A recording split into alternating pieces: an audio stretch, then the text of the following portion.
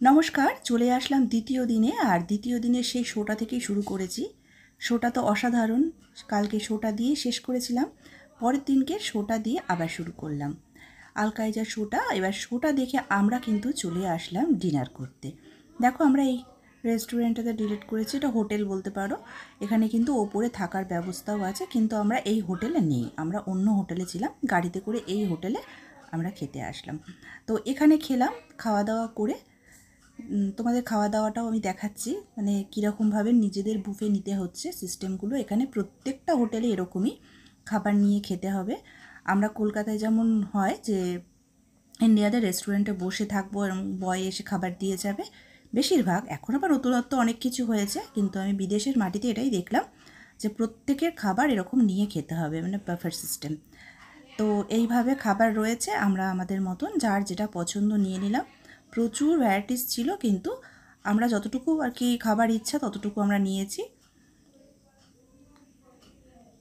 এখানটা দেখিয়ে দিচ্ছি, এখানে যারা আছে, এখানে আমাদের সব লোকজনেরা রয়েছে। আমার ডিনার হয়ে গিয়েছে করা, চলে আসলাম নেক্সট দিন। আজকে সকালে ঘুম থেকে উঠে সাজুগুজু করে নিলাম, আজকে যাচ্ছি কোরাল আইল্যান্ডে। তার জন্য সকালবেলা ঘুম থেকে উঠে ফ্রেশ স্নান টান সেরে সাজুগুজু করে নিয়েছি। চলে আসলাম একটুখানি বারান্দায়, এখানে এসে একটু ভিডিও করে নিলাম আর কয়েকটি ছবিও তুলে নিলাম। বেড়াতে গেলে যা হয় আর কি, একটু ছবি টবি তুলতে হয়। আর দেখো, এখান থেকে পাটায়া শহরটা কি সুন্দর দেখা যাচ্ছে। কিন্তু এমনই যে আমি একটু বারান্দায় যে শহরটা দেখবো, ভালো করে দেখার মতন টাইমও নেই। সকালে ঘুম থেকে উঠে বেরিয়ে যেতে হচ্ছে আর রাত্রে আসছি, সময় পাচ্ছি না যে শহরটাকে আমি এই বারান্দায় দাঁড়িয়ে একটু ভালো করে উপভোগ করব। যাই হোক, নিচে নামলাম, আমাদের নিচে হোটেলেই ব্রেকফাস্ট। এখানে ব্রেকফাস্টটা সেরে নিচ্ছি। আমার হাজব্যান্ডের থালা এটা, আর আমার ওই প্লেট দুজনারই রয়েছে পাশাপাশি। তো খেয়ে নিলাম আমরা ব্রেকফাস্টটা করে। এইবার গাড়ি এসে গেছে, গাড়িতে উঠব। এবার হোটেলের নিচে নেমে আসলাম। আমরা কিন্তু পৌঁছে গেছি কোরাল আইল্যান্ড। এখানে এখন চেকিং হচ্ছে আর এখানে নাম্বারিং দেওয়া হচ্ছে। এখানেও দুই একটি ছবি তুলে নিলাম। মোবাইল তো, মোবাইলে লম্বা করে ছবি তুলে যেতে ছবিগুলো লম্বা লম্বা হচ্ছে। তারপর আমি এখানে বসে কয়েকটি ছবি নিচ্ছিলাম, আর সেই সময় আমাদের ডাক আসলো। দেখো, পাটায়া শহরটা লেখা রয়েছে। এখান থেকে টুপি কিনে নিলাম, সবাই টুপি কিনে নিচ্ছে গরম বলে। আর এখান থেকে অনেকটা রাস্তা হেঁটে যেতে হবে, এখানে গাড়ি চলে না। তো এখান থেকে গেলাম, আমরা গিয়ে স্পিড বোটে উঠলাম, লাইফ জ্যাকেট পরে নিলাম সবাই। আর এখানে কিন্তু ছবি তোলা হচ্ছে, দেখে মনে হচ্ছে কোনো ব্যাপার না, কিন্তু ছবি তোলা খুব রিস্ক। প্রচণ্ড পরিমাণে দুলছে স্পিড বোটটা, তার মধ্যে দিয়েও তুলছি। এবং উঠে দাঁড়াতে দেবেই না, মানে উঠে দাঁড়ালেই বলছে ব্যালেন্স হারিয়ে যাবে আর পড়ে গেলে মাথা ফেটে যাবে। এই যারা বসে আছে এরা আমাদেরই সঙ্গে এসেছে, আমরা যে 12 জন এসেছি তাদের মধ্যেই। এরা সবাই স্কুবা ডাইভিং করবে, তারপর হচ্ছে প্যারাসুট যে প্যারাগ্লাইডিং আছে সেটাও করছে। অনেকে অনেক কিছু করছে, তো আমার হাজব্যান্ডও করেছে। আমি এগুলো কিছুই করিনি, আমি স্কুবা ডাইভিংটা করব ভেবেছিলাম, কিন্তু আমার হাজব্যান্ড বলে না না, করতে হবে না, ভয়ে, যেহেতু তুমি সাঁতার জানো। এখানে বোটের মধ্যেই আছি। এইবার আমরা চলে এসেছি কোরাল আইল্যান্ডে। এখানে একটু গান টান করে নেব।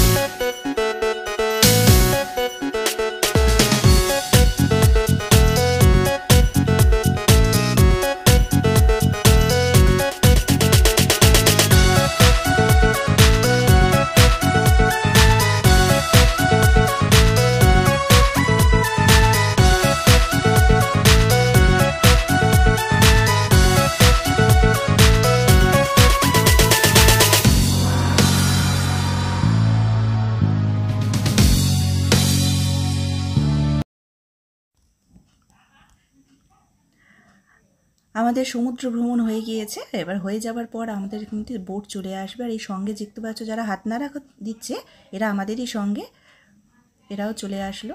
আমাদের এবার চলে আসলো বিকেলে, ওখান থেকে বোটে করে চলে আসলাম। এই যে আম কেনা হয়েছে, এখানে আম কিন্তু ভীষণ ভালো খেতে, খুব মিষ্টির, খুব সুন্দর। আমরা বিকেলবেলা না, ঠিক সন্ধ্যের দিকে বেরিয়ে পড়েছি পাটায়া শহরটাকে দর্শন করতে, মানে ঘুরে দেখতে।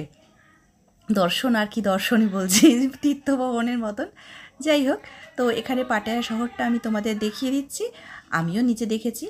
আমি যেহেতু ভ্রমণ ব্লগার নয়, আমি কিন্তু অত সুন্দর ভিডিও করিনি, কিন্তু আমার স্মৃতিতে যেটুকু আছে আর যেটুকু আমি ঘুরেছি সেটুকুই তোমাদের সামনে তুলে ধরছি।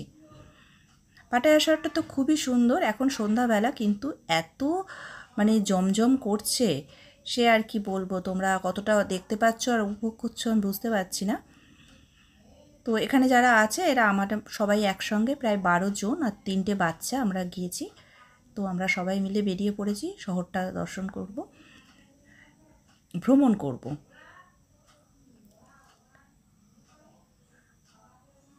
এখানে শুধু তাই নয়, এখানে কিন্তু আমরা কিছু টুকটাক শপিংও করেছি ঘুরতে ঘুরতে। ফল কিনেছি। এই আমাদের সঙ্গেই সবাই আছে।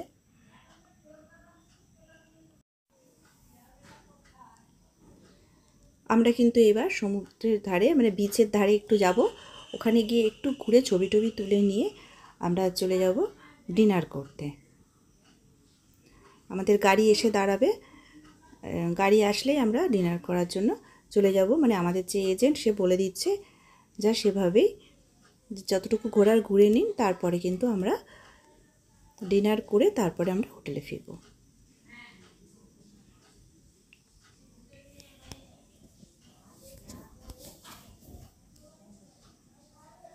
এখানে সবাই এখানে থাই ম্যাসাজ তো একদম সেরা, তোমরা সবাই জানো। তো আমরা কিন্তু সবাই বলেছি যে আমরা ফুড ম্যাসাজ করাবো। তো তার জন্য কিন্তু আমাদের বললো যে ডিনারটা করে নাও, ডিনার করে আমরা সবাই যাব ম্যাসাজ করাতে। ফুড ম্যাসাজ যেটা আমরা কলকাতাতে পেডিকিওর করে থাকি, সেরকম টাইপেরই আমার তো লাগলো, খুব ভালো লেগেছে। এখানে একটু বিচের ধারে কয়েকটা ছবি তুলেছিলাম, তাই একটা দুটো দিয়েছি তোমাদের দেখার জন্য। আমরা চলে আসলাম থাই ম্যাসাজ, এখানে কিন্তু আমরা শুধু পেডিকিওর করে নিলাম। আর এদের ব্যবহার কিন্তু খুব ভালো। আমরা এখানে পেডিকিওরটা করিয়ে নিলাম, ফুড ম্যাসাজ আর কি, যেটা আমরা কলকাতায় করিয়ে থাকি। এখানে বডি ম্যাসাজও করাচ্ছে অনেকে। তো আমাদের সঙ্গে যারা গেছে আমরা সবাই ফুড ম্যাসাজই করিয়েছি। এরা কিন্তু ম্যাসাজটা খুব ভালো করে।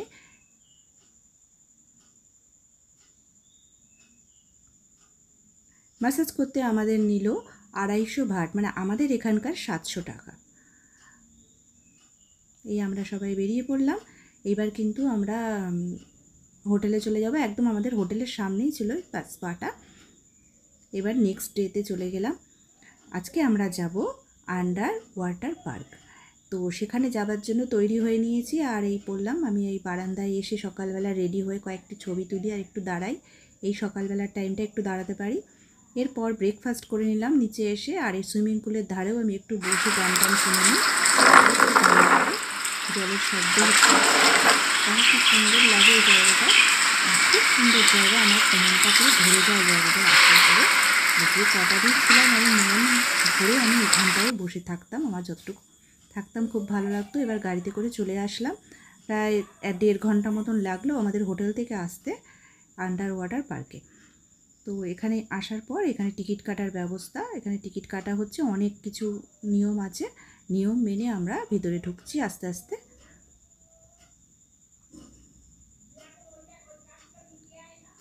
টিকিট কাটতে হবে এবং টিকিট সবার হাতে নিতে হবে, মানে নিজেদেরটা নিজেদের, মানে একসাথে নেন না, প্রত্যেকের আলাদা আলাদা টিকিট হাতে নিয়ে নিতে হবে।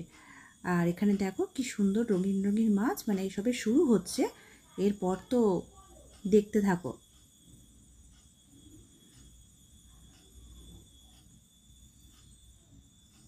মোবাইল অ্যালাউ না লেখা আছে, কিন্তু মোবাইলে সবাই ভিডিও করেই যাচ্ছে।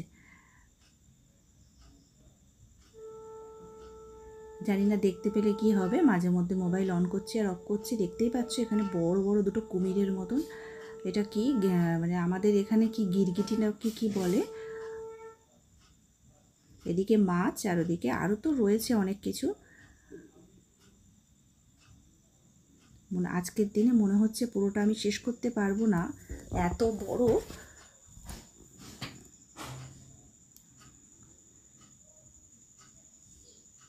চলে আসলাম, এখানে আছে অ্যানাকন্ডা স্নেক।